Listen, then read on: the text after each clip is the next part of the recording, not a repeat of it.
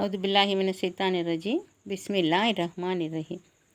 அஸ்ஸலாமு அலைக்கும் ரஹ்மத்துல்லாஹி வபரகாத்து. அல்லாஹ்வின் நல்லடியார்களே, இஸ்லாம் ஒரு இனிமையான மார்க்கம். பாகம் 9.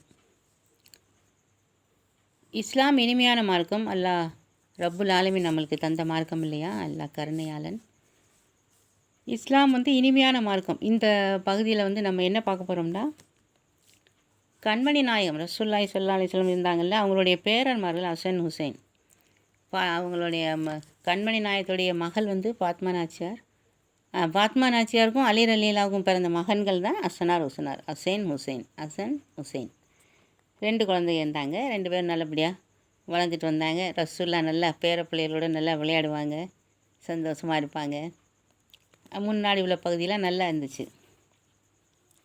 அப்புறம் கொஞ்சம் பெரிய பசங்களாக வளர்ந்து வரும்போது கண்மணி நாயகம் வபாத் ஆயிடுறாங்க. அவங்க வபாத் ஆகி கொஞ்சம் ஒரு 6 மாதத்துலேயே ஃபாத்மா நாச்சியார் அவங்களும் ஆண்டவன்கிட்ட போயிட்டாங்க. அப்போ அந்த ஹசன் ஹுசைன் 2 பேருமே சின்ன குழந்தைகளாக இருந்தாங்க இல்லையா? அவங்கள அலி ரலியெல்லாம் வச்சு வளர்த்துக்கிட்டு இருக்கும்போது அவங்களுக்கு ரொம்ப கஷ்டமாயிடுச்சு இங்கே இருக்கிறது. ஏன்னா அவங்க 2 பேருமே ரொம்ப அவங்க 2 பேருமே ரொம்ப நேசித்தாங்க. கண்மணி நாயகத்தை ரொம்ப நேசித்தாங்க அலி ரலியெல்லாம். அதே மாதிரி மனைவியை ஃபாத்மா நாயகத்தை ரொம்ப நேசித்தாங்க. அப்படி இருக்கும்போது அவங்களோட இழப்பு அவங்களால தாங்கிக் கொள்ள முடியல. அலி ரலியல்லாவுக்கு தாங்கிக் கொள்ள முடியல. அவங்க என்ன பண்ணாங்க, நம்ம இங்கே இருக்க முடியாது. அவங்க 2 பேர் என்னென்னா வந்துகிட்டே இருக்கும் இல்லையா? ரொம்ப நேசித்தவங்க அவங்க 2 பேரும் ரொம்ப பிரியமாக இருந்தாங்க. அதனால் இங்கேருந்து அவங்க ஈராக்கு போயிடுவோன்னு சொல்லி அவங்க கிளம்பி பிள்ளைகளை கூட்டிகிட்டு அங்கே போயிடுறாங்க. ஈராக்குக்கு போயிடுறாங்க அலி ரலியெல்லாம். ஈராக்குக்கு போனோன்னே அங்கே உள்ள ராஜாவுடைய மகளை இளவரசியாக கல்யாணம் பண்ணிக்கிறாங்க. அலி ரலியெல்லாம் கல்யாணம் பண்ணிக்கிட்டு அவங்களுக்கு ஒரு பொண்ணு ஒரு பையன் பிறக்கிறாங்க. ஹசன் ஹுசைனுக்கு தம்பியும் தங்கச்சியும் அவங்க 2 பேர். இப்படி போயிட்டுருக்கு நல்லா. இப்போ என்ன ஆகுதுன்னு கேட்டால், ஹசன் ரலியல்லாவை ஒரு 20 வயசு இருக்கும்போது எதிரிகள் அவங்கள கொன்றுறாங்க. அவங்க ஷஹீதாயிட்டாங்க. அவங்க மனைவி குழந்தையெல்லாம் இருக்குது, பையன்லாம் இருக்கார் அவங்களுக்கு ஹசன் ரலியல்லாவுக்கு.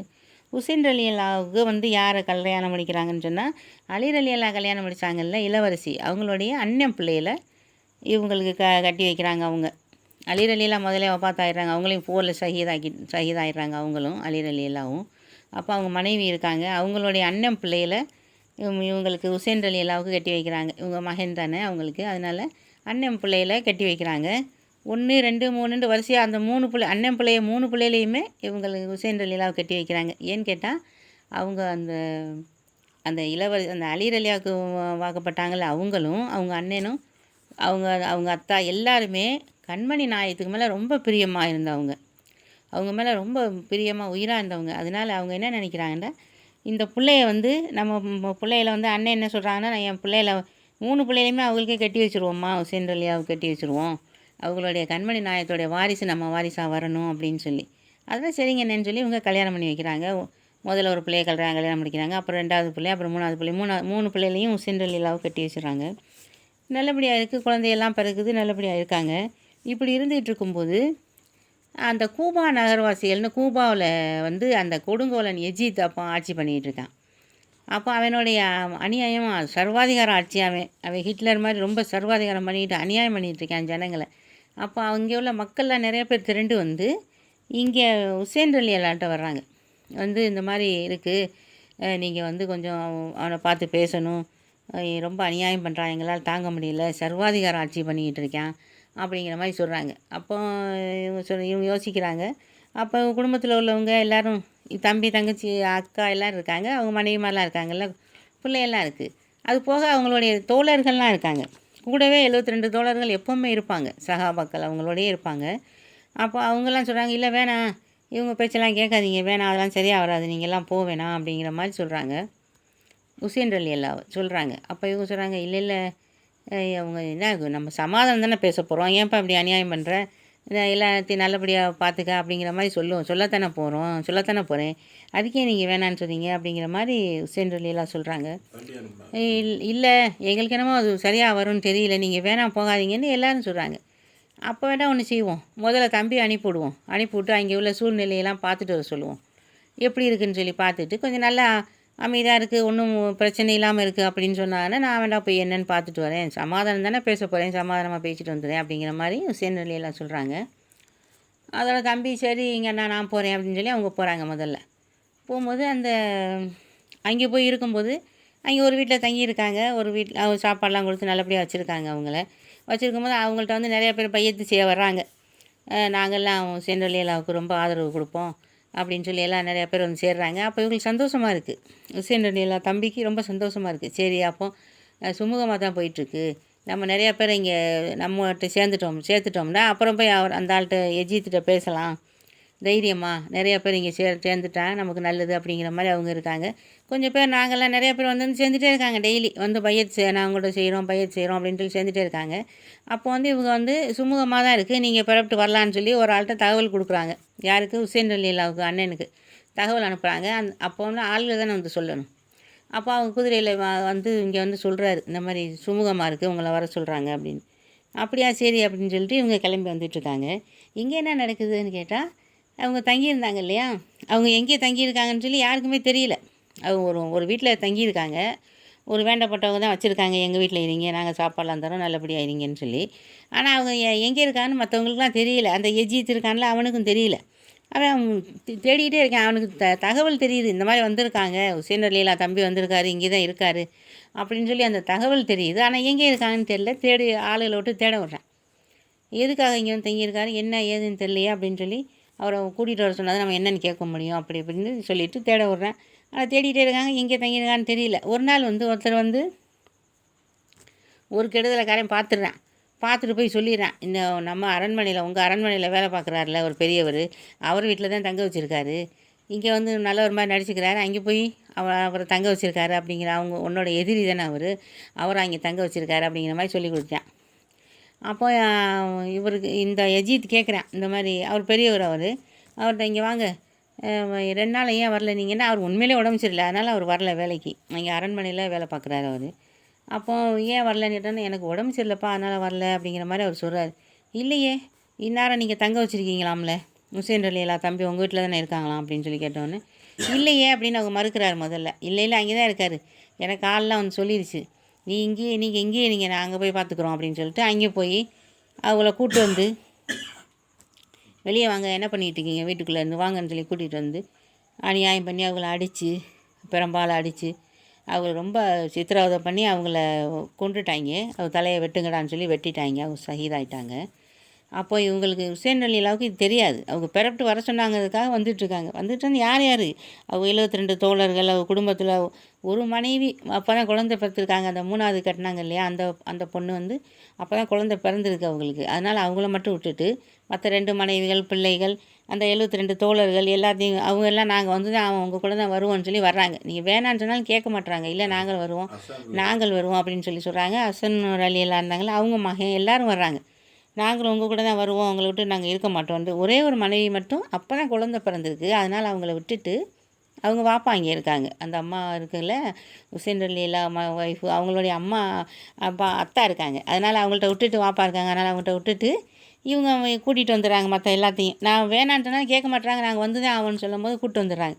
கூட்டிகிட்டு வந்துக்கிட்டு இருக்கும்போதே இங்கே என்ன ஆகுதுன்னு கேட்டால், அந்த எஜித் என்ன பண்ணுறேன், சுற்றி வளைச்சி ஆளுகளை விட்டு வளைச்சி, நீங்கள் எங்கே வந்தீங்க, எதுக்கு வந்தீங்க அப்படி இப்படின்னு சொல்லும்போது, நான் சமாதானம் பேசுகிறதுக்கு தான் வந்திருக்கேன், நீங்கள் ஏன் ரொம்ப கொடுங்கோல் ஆட்சி பண்ணுறீங்களா, அதெல்லாம் வேணாமே, நல்லபடியாக ஆட்சி பண்ண வேண்டியதானே, மக்களுக்கு நல்ல ஆட்சி செய்ய வேண்டியதானே அப்படிங்கிற மாதிரி அவங்க சொல்கிறாங்க.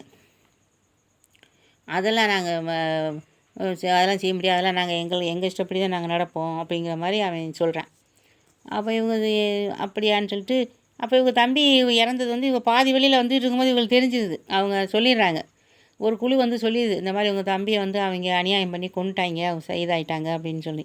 அதனால் ரொம்ப வருத்தமாயிடுது இவங்களுக்கு. நம்ம முதல்ல நல்லா தானே இருக்குது, சுமூகமாக இருக்குன்னு சொல்லி தானே வர சொன்னாங்க, நம்ம வரக்குள்ளே இவங்க என்ன இவங்க இப்படியே இப்படி பண்ணாங்க அப்படிங்கிற மாதிரி அவங்களுக்கு கொஞ்சம் ஒரு மாதிரி ஆயிடுது, மனசு ரொம்ப கஷ்டமாயிடுது. அப்போ அவங்களுக்கு தெரிஞ்சிடுது, சரி அப்போ இவங்க வந்து நம்மளை விட மாட்டாங்க, கொன்றுவாங்கன்னு சொல்லிட்டு என்ன நினைக்கிறாங்க, இந்த தோழர்கள் இவங்ககிட்டலாம் சொல்கிறாங்க, நீங்கள் போயிருங்க, இங்கே அவங்க ஒரு பெரிய இடத்துல ஒரு மைதானத்தில் தங்கியிருக்காங்க நைட் நேரத்தில். அப்போ சொல்கிறாங்க, இல்லை எனக்கு ஒரு கனவு வந்துச்சு, அது நல்ல கனவு இல்லை, நீங்கள் எல்லோரும் போயிருங்க என்னை விட்டுட்டு, இவங்க விட மாட்டாங்க அப்படிங்கிற மாதிரி சொல்கிறாங்க. ஆனால் அவங்க கேட்க மாட்றாங்க. அதெல்லாம் இல்லை, நாங்கள் உங்களோட தான் இருப்போம், எதுக்கு எங்களை போக சொல்கிறீங்க, அதெல்லாம் நாங்கள் உங்களோட தான் இருப்போம், கடைசி வரைக்கும் உங்களோட இருக்கோம் அப்படின்னு சொல்லிட்டு அவங்க எல்லோரும் கூட இருக்காங்க. அப்போ அவங்க எல்லாம் வந்து அவங்கள தண்ணி கூட குடிக்க போகிறாங்க. தண்ணி கூட குடிக்க விடாமல் ஈட்டியை விட்டு குத்தி அநியாயம் பண்ணி ரொம்ப அட்டூழியம் பண்ணுறாங்க. அந்த கர்ப்பமாக இருந்துச்சு ஒரு பொண்ணு, அது அந்த சொந்தம் தான், அவங்க கூட வந்தாங்கல்ல, அவங்க அந்த குழந்தை பிறந்துச்சுன்னு தூக்கிட்டு வர்றாங்க. தூக்கிட்டு வந்தவொடனே வாங்கி கையில் தான் வாங்குறாங்க. அந்த பிள்ளைய அந்த ஈட்டியை எரிஞ்சு கொண்டுட்டாங்க, அந்த பிறந்த குழந்தைய. இந்த மாதிரிலாம் ரொம்ப அநியாயம் பண்ணிட்டாங்க. அதோட அப்புறம் எல்லாத்தையும் அந்த தோழர்கள் அவங்க எல்லாத்தையும் முடிச்சிட்டாங்க, கொண்டு குவிச்சிட்டாங்க. அவங்களையும் சேர்ந்தல் எல்லாமே அவங்க ஈட்டி எரிஞ்சு இது பண்ணிட்டாங்க. அவங்க ஷஹீதாயிட்டாங்க, எல்லா இடத்துல சேர்ந்துட்டாங்க. அவங்க சொர்க்கத்துக்கு அவங்க இளவரசராக இருக்காங்க 2 பேரும், ஹுசைன் ரலியல்லாவும் பாத்மா நஜிராத்தம்மா அம்மா வந்து அவங்க சொர்க்கத்தின் ராணி. இவங்க 2 பேரும் வாப்பாமாருக்கு 2 பேருமே ஹசன் ஹுசைன் 2 பேருமே சொர்க்கத்தின் இளவரசராக இருக்காங்க. சொர்க்கத்துக்கு ராஜா வந்து நம்ம கண்மணி நாயகம் இல்லையா. அல்லாஹ் அவங்களுக்கு சிறப்பான பாக்கியத்தை கொடுத்தான். அவங்களுக்கு ஆண்டவன் கூப்பிட்டுக்கிட்டான் அவங்கள. ஆனால் இவங்க கொண்டு அவங்க ஷஹீதாயிட்டாங்க. அல்லாஹ் அவங்கள மேலே ஏற்றிக்கிட்டான். அவங்களுடைய இது ஆன்மா மேலே போயிடுச்சு. ஆனால் இவங்க வந்து ரொம்ப அநியாயம் பண்ணி அட்டுழியம் பண்ணிட்டாங்க இல்லையா. அப்போ இவங்க என்ன செய்கிறாங்க, அந்த ஹுசைன் ரலியல்லாவுடைய மனைவியோடைய வாப்பா இருந்தார்ல, அவருக்கு ரொம்ப கோவம் வந்துடுது. இந்த மாதிரி அநியாயம் பண்ணிட்டாங்க அப்படின்னு தெரிஞ்சவுடனே அவர் பெரிய ராஜா. அந்த ஈராக்குக்கே ராஜா வந்தார். அவர் பெரிய முதல்லே படையோடு வந்திருந்தால் இந்த மாதிரிலாம் நடந்திருக்காது. நம்ம வந்து சமாதானம் தானே பேச போகிறோம் அப்படிங்கிற மாதிரி வந்தனால தான் இவ்வளோ தூரம் நடந்துச்சு. எல்லாம் அல்லாவுடைய அந்த கலால், அதனால் அது ஒன்றும் செய்ய முடியாது, ஆண்டவனுடைய இது. அவங்க இப்படி தான் ஷஹீதாகணுங்கிறது முன்னாடியே அவங்க சென்றல்லையெல்லாம் வந்து சின்ன குழந்தையாக இருக்கும்போதே கண்மணி நாயத்துக்கு அல்லாஹ் காட்டிட்டான், இப்படி தான் அவங்க ஷஹீதாவாங்கன்ட்டு. அப்போ அந்த பார்த்த நொடியிலேயே கண்மணி நாய் ரொம்ப நொறுங்கி போயிட்டாங்க.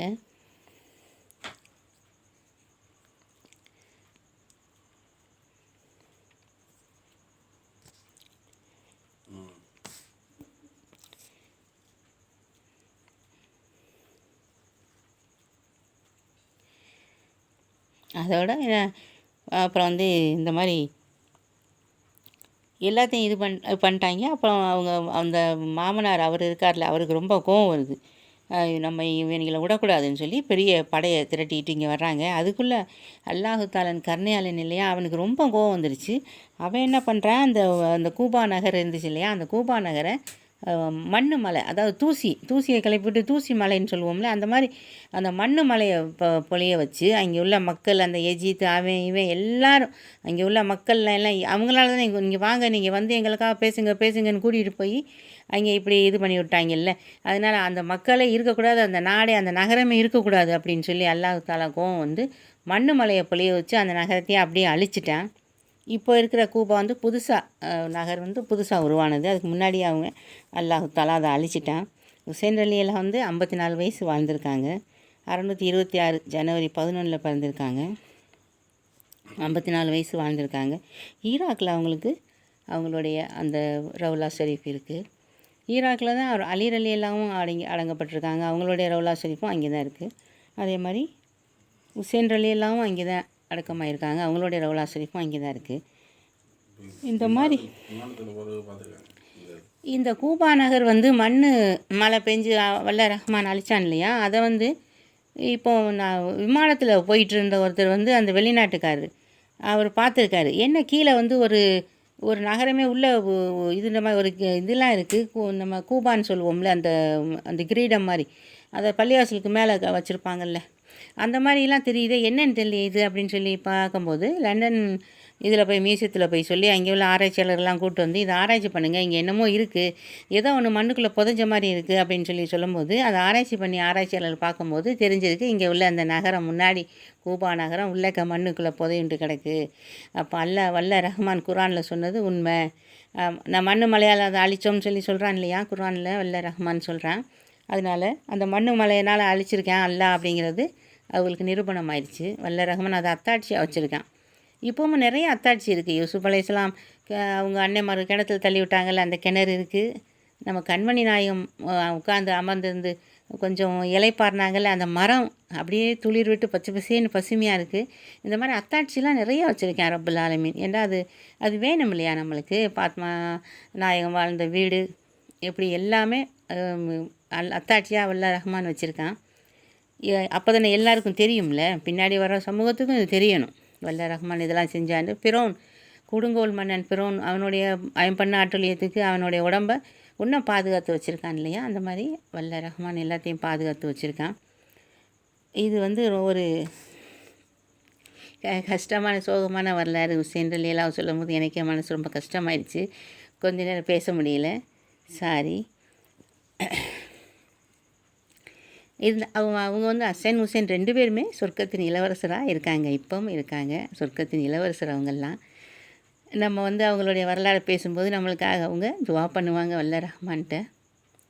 இந்த அருமையான வரலாறை சொன்ன எனக்கும், இதை அன்பாகவும் அழகாகவும் பொறுமையாகவும் என்று கேட்ட உங்களுக்கும் எல்லாம் வல்ல ரப்புல் ஆலமீன் நீண்ட ஆயுளையும் நிறைந்த செல்வத்தையும் நல்ல உடல் ஆரோக்கியத்தையும் ரஹ்மத்தையும் பரக்கத்தையும் தருவானாகவும். ஆமீன் ஆமீன் ஆமீன் யா ரப்பில் ஆலமீன். அஸ்ஸலாமு அலைக்கும் ரஹ்மத்துல்லாஹி வபரகாத்துஹு.